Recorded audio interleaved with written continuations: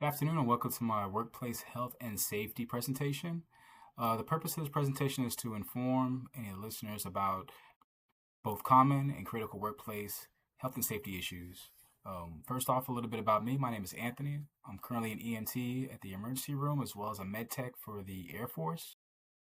And a part of my role is actually to see and document different visitors who come in with potential issues, a lot of those being work-related strains and illnesses.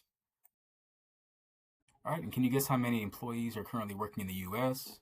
Currently have about 161 million according to the labor statistics, and of those, we're bound to have a multitude of different injuries and illnesses that happen in the workplace.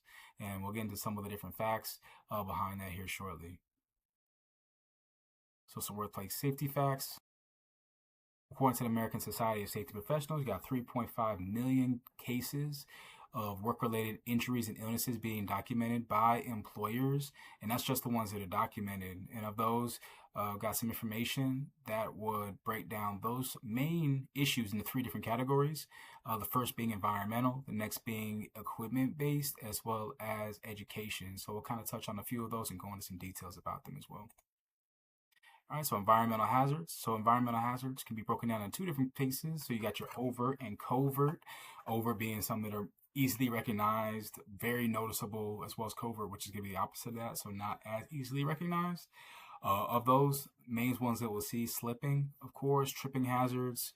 So it's gonna be like stationary objects like a trash bin. I know a lot of us are looking to go into the medical space, so trash bins or gurneys, beds, things like that. You've got chemical, so exposure based. So you'll have the firefighters encountering gas, carbon monoxide, or even like janitorial workers encountering cleaning supplies. These things are all going to be considered your environmental hazards.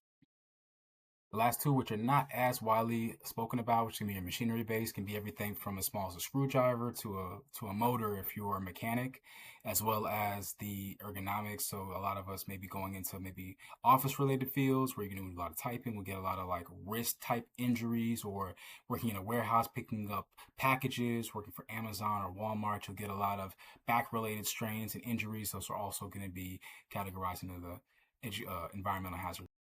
Along with the environmental hazards, you have different equipment that's made to support and help out with the actual job functions of that. According to the Occupational Health and Safety Administration, OSHA, you have your personal protective equipment, so your PPE, which is designed to help mitigate a lot of those injuries and allow them to not be as severe as they may be otherwise. So everything from like a hard hat for a construction worker to a face mask for a hospital employee to even non-slip shoes for a restaurant worker are all going to be considered PPE. Definitely going to be important to understand how to don and doff those. And then lastly, which is not as often spoken about, is going to be your educational and your mental health. So obviously a huge factor when it comes to work.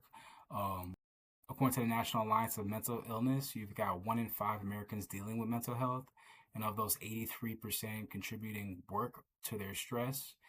Stress being known as a silent killer. You've got about 120,000 cases of death related to that, according to OSHA. I believe getting a good understanding of those three E's, the environment, the equipment, as well as the education, can have a better effect. You may not be able to live without working, but being informed of the risks can not hurt you. Thank you for watching.